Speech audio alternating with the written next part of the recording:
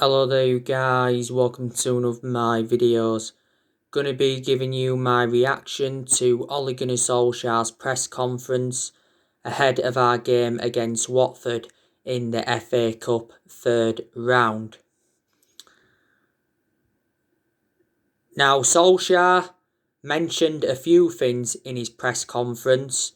He obviously mentioned coronavirus. He mentioned Amad Traore. He also mentioned Sergio Romero and Marcus Rojo.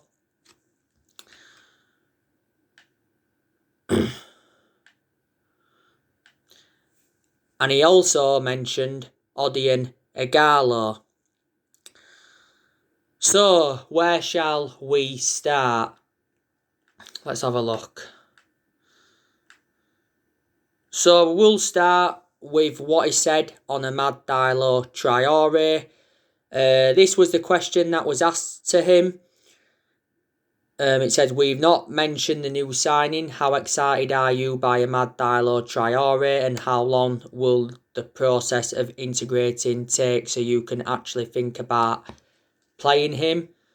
Ollie's response to that was, well, he's still not been in the training group with us into the training group.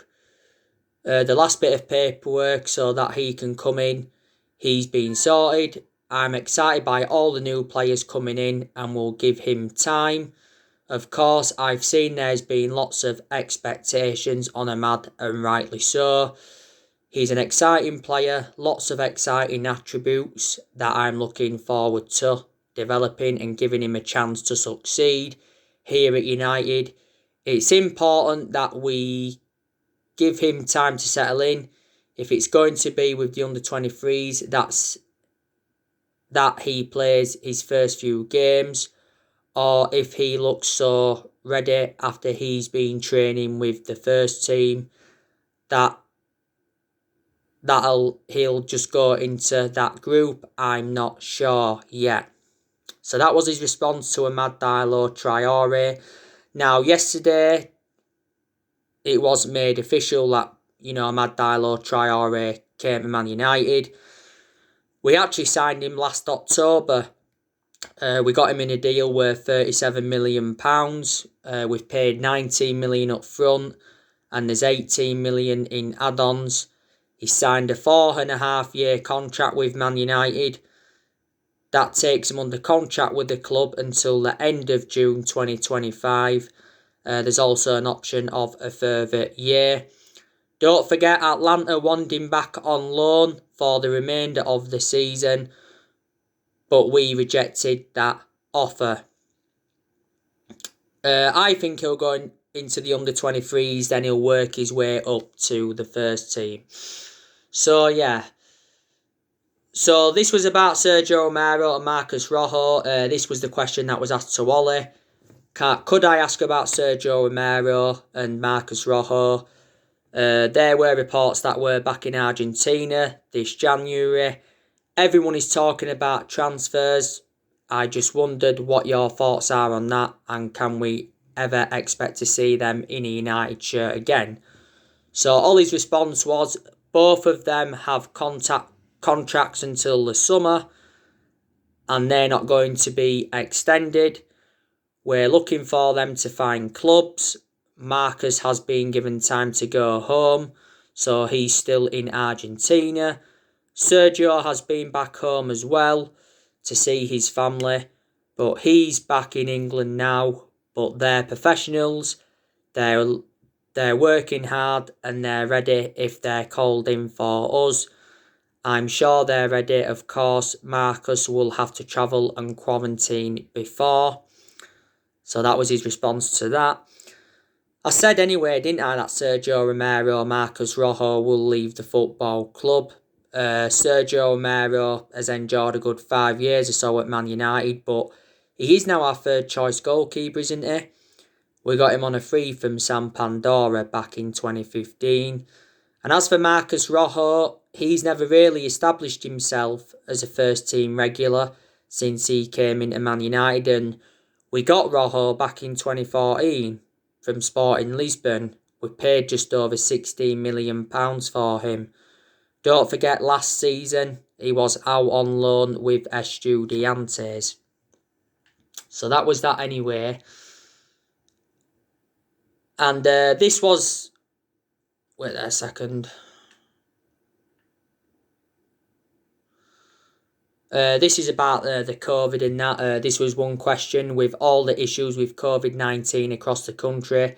I just wondered if you've been affected at Man United, whether you've had problems with players maybe. And he just put, he responded saying, well, I think we have done well to follow the proper protocols as we have. We've had the odd case. As you all know, Facundo Pellistri has tested positive for corona. He reported that on his Twitter site. We don't normally comment on who they are, but Facundo is well and hopefully he'll be back with us soon. He's been with the reserves and the under-23s and he wasn't in our group over Christmas. But apart from that, we have a full and fit squad. Don't forget we got Facundo Pellistri for around £9 million from Pennyroll on deadline day during the summer.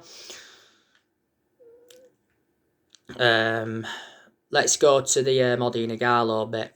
Now, this was a question that was asked regarding Odi Nagalo. I know there will be changes tomorrow, but will Odi Nagalo possibly be coming in against his former club? I know this hasn't been confirmed yet, but I'm guessing he might leave at the end of the month. He might be a nice... It might be a nice swang song. So Ollie's response to that was, Odion is special for him against Watford. Yeah, he will be involved. Like I said on my starting 11 prediction, he's in the squad. He's been training really well. I was just saying before, I don't know how many goals he scored, but he was a top scorer by a mile in the round robin we just had in training. So he's not lost any of his sharpness or his quality. It's been difficult for him to be out of the squad as many times, of course, because he did really well up to the summer. This season he's not had as many opportunities, but he's never let himself down as a professional and a human being. In training, he always works hard and he's been a positive influence in the dressing room. He's in the squad and hopefully I don't need to put him on that we need goals, but hopefully he can join in. So that was what was said about Odi Nagalo.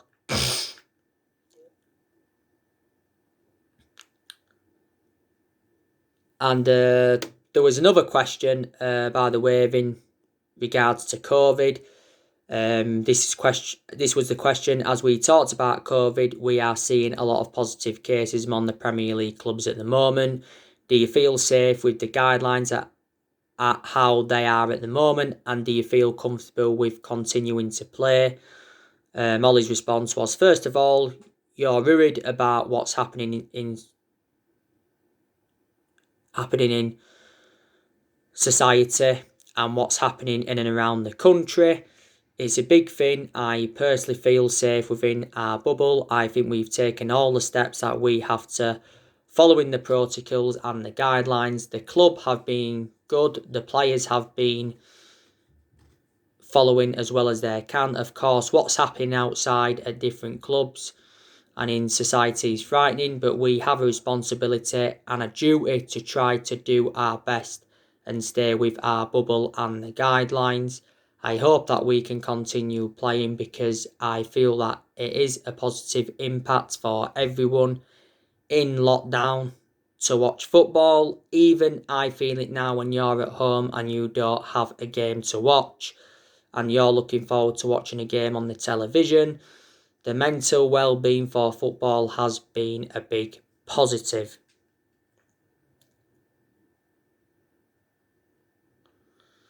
So yeah, so that was all the things that were mentioned during the press conference. Now, like I said to you on my preview for this game against Watford, Solsjaer's obviously going to make a lot of rotation in the squad and he is going to rest players. Now, we have played Watford in the FA Cup on 6 previous occasions. The most recent was April 2007 when we beat them 4-1 in the semi-final. Now, Watford are currently in the Championship. They are sitting 6th. They was relegated from the Premier League last season. Their current manager is Cisco. They appointed him in not so long ago. Was it last month? Watford sacked Vladimir Ivic. Before they had Nigel Pearson. And they had Nigel Pearson for quite a while. Now, the last time we actually played Watford was actually back in February last year in the league. We're beating them by 3-0. Now, obviously, Watford's key players are Troy Deeney. He's definitely one of their key players. Ismail Assar, he's one of their key players. They have got Glenn Murray on loan. They got him from Brighton. Don't forget they got James Garner from us on loan. But like I've said to you, James Garner is prevented from playing against his parent club because of the FA rules. They've also got Tom Cleverley. You know, Tom Cleverley's a former Man United player. They've also got Ben Foster. He's a former Man United goalkeeper. Watford have actually got quite a few injuries. But like I say, I'm hopeful that we can get to the 4th round. You know, we have won the FA Cup 12 times. We are the second most successful team in FA Cup history. The last time we won the FA Cup was back in 2016 under Louis van Gaal era. We did get to the semi-finals last season, but we lost to Chelsea. But yeah, we do need to see a response from Man United because we're going into this game on the back of a 2-0 loss against Man City in the EFL Cup semi-final. And like I said to you, Solsjaer gave his perception on that game against City, and he did say, Solsjaer, that we weren't good enough in that game.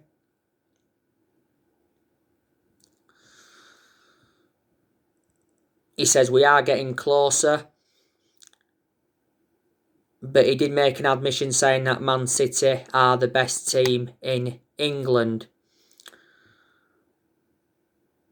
But Solskjaer was saying prior to the game that there is no excuses if we lose another semi-final. Second season in a row now that City have knocked us out of the semi-final. It's 4 semi-final defeats in a row under Solskjaer because we lost 3 semi-finals last season. And City have reached their 4th consecutive League Cup final. They'll probably win the League Cup again. You know, they have won it for the last 3 seasons in a row. But hopefully that game against City was just a blip. You know, we have been in a good vein of form in the league because we are unbeaten in our last 10 league games. Now, after Watford, we have got Burnley in the league. Burnley is obviously our game in hand. We should have played Burnley at the start of the season, but obviously it got postponed. If we do beat Burnley, we will be 3 points clear at the top. And obviously after Burnley, it's Liverpool. If we do beat Liverpool, we will be 6 points clear at the top.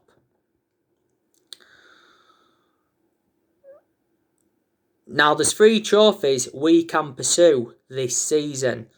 You know, we can win the Premier League, we can win the FA Cup, and we can also win the Europa League.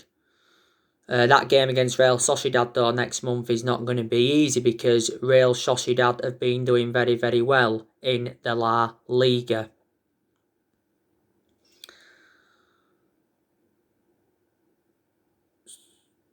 We are certainly in the title race, like I've said.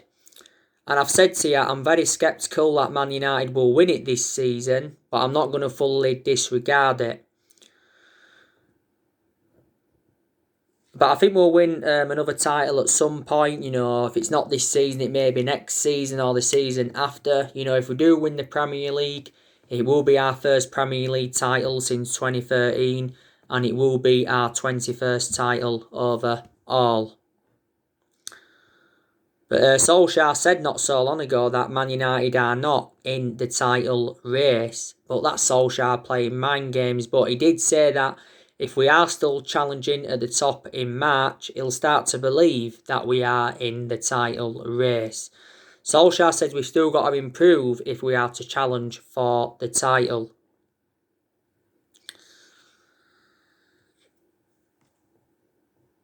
But Solskjaer did say the change of mentality in the players has got us into the position that we are in.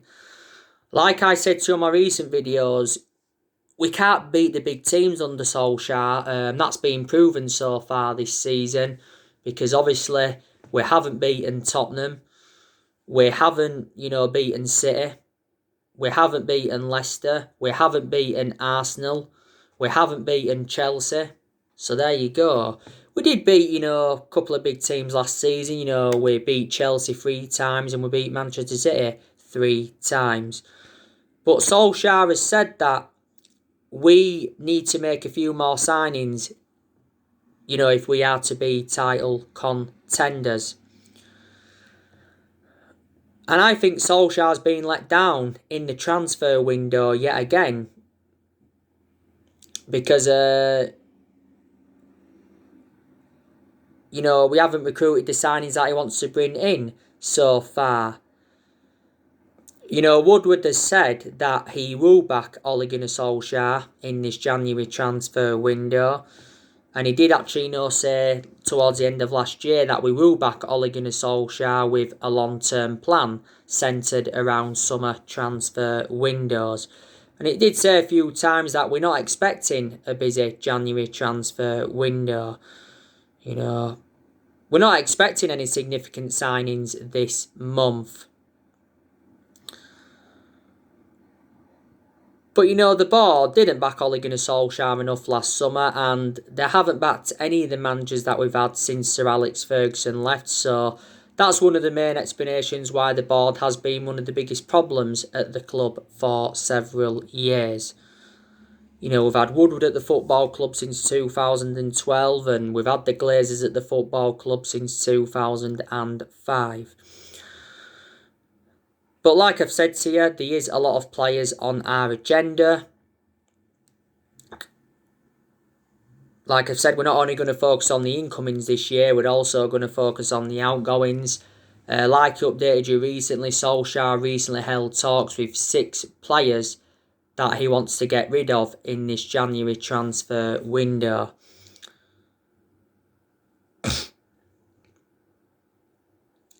But like I say, it's very, very imperative that we get our first trophy on the board under Solskjaer. We haven't won a trophy now for just over 4 years. There is some Man United fans that are Ole in, but there is some Man United fans that are Ole out.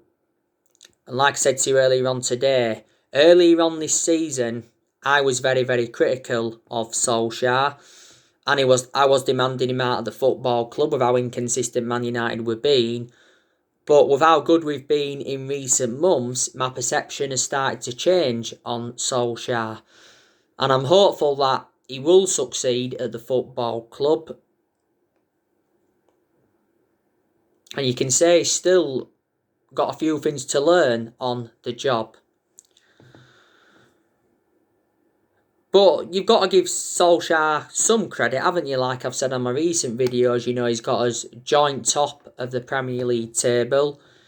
He got us to the AFL Cup semi-final this season. We're unbeaten in our last 10 league games, like I've mentioned.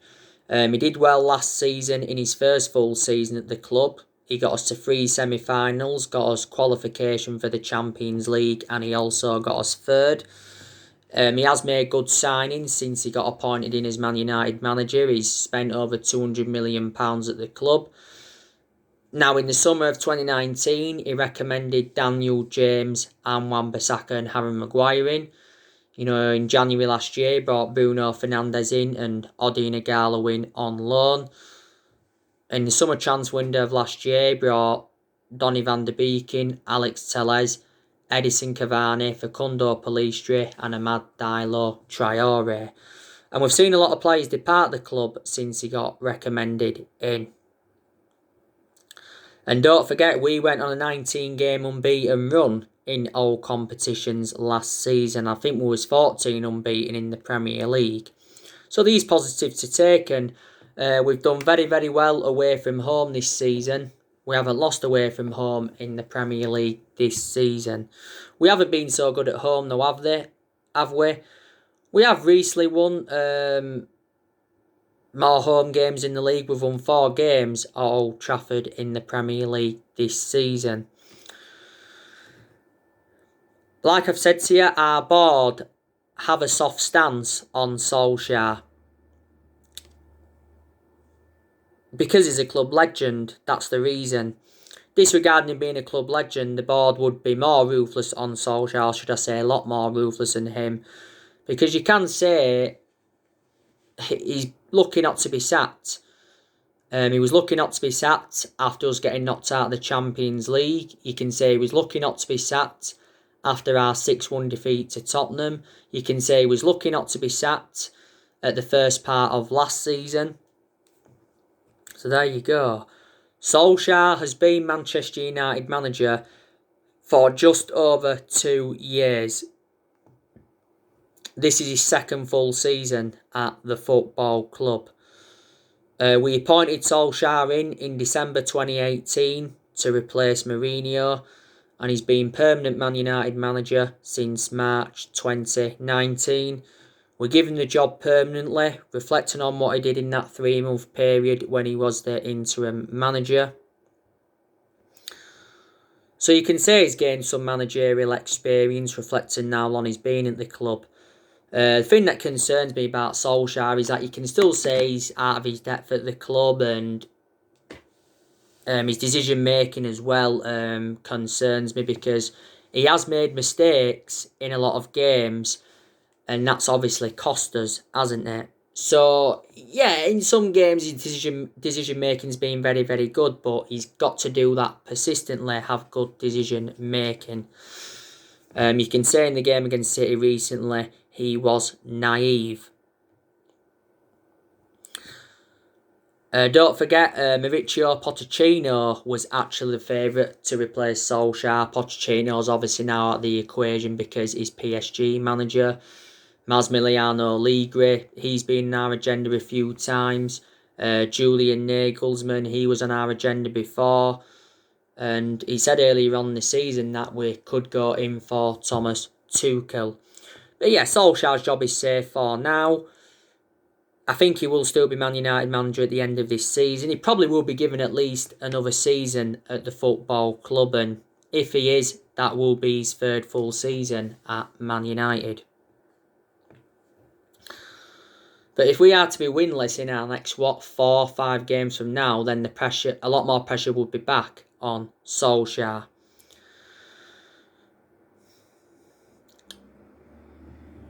But, when we have been inconsistent, not all of the blame stemmed from Solskjaer anyway. Obviously, the board have got to take responsibility with our inconsistency since Ferguson left. There's also certain players that have got to take responsibility. Not all the blame stems from the manager. When Ollie got appointed in as Man United manager, he was inheriting a lot of deadwood, like I've said on my recent videos. And like I said, he's got rid of some of the deadwood, but he's still inheriting some deadwood now. The vast majority of this team is Jose Mourinho's, like I've already said. Since Ferguson retired, like I've said to you before, we haven't been the same team. 3 managers have been sacked by the club since Ferguson left, and that was obviously Moyes, Louis van Gaal and Jose Mourinho. Not only that, we spent over £1 billion since Sir Alex Ferguson left, and we've brought around 36, 37 players in. Under, obviously, Moyes, we brought just 2 players in, and that was Marion Fellaini and Juan Mata. Under the Louis van Gaal era, we brought the likes of Schneidlin in, Sebastian Schweinsteiger, Di Maria, Falcao, Memphis Depay, Rojo, Darmian, Martial, Shaw, Herrera, Romero, Valdez. There are a lot of the players we brought in under Louis van Gaal. And like I said, Mourinho, he brought 11 players into the club. Obviously, Mourinho brought Lee Grant in. He brought Bay in. He brought Victor Lindelof in. He brought Matic in. He brought Pogba in. He brought Fred in. He brought Sanchez in, who's no longer here. He brought Mkhitaryan in. He brought Lukaku in. He brought Ibrahimovic in. So they're a lot of the players we brought in under the Jose Mourinho era.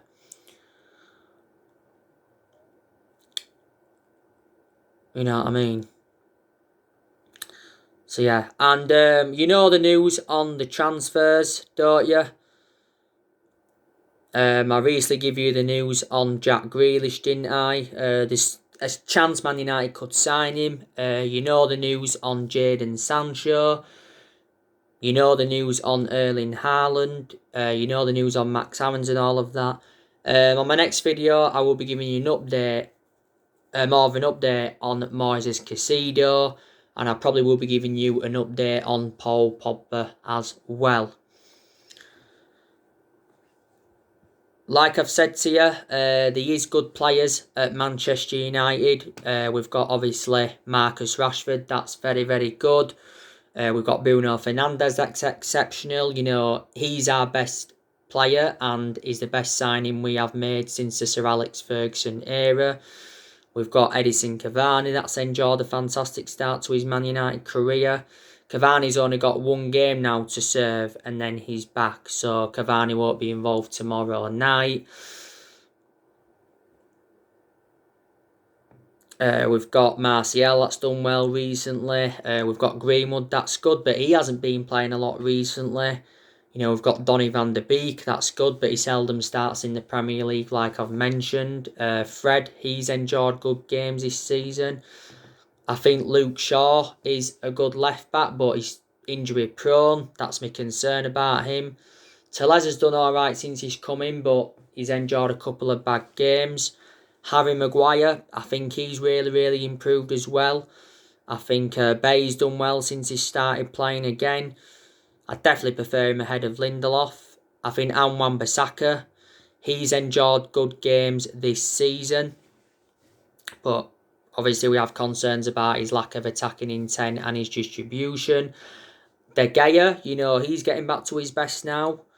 This is David De Gea's 10th season at Man United, so he has been a long servant. And Dean Henderson, you know, he's done well in the games he's played in. And I think at some point, Dean Henderson will become our number one. So there you go. So anyway guys, that's everything to update you today. Drop your comments, likes below on the channel. If you do, consider subscribe as always, and take care, God bless, and I'll see you all again very, very soon.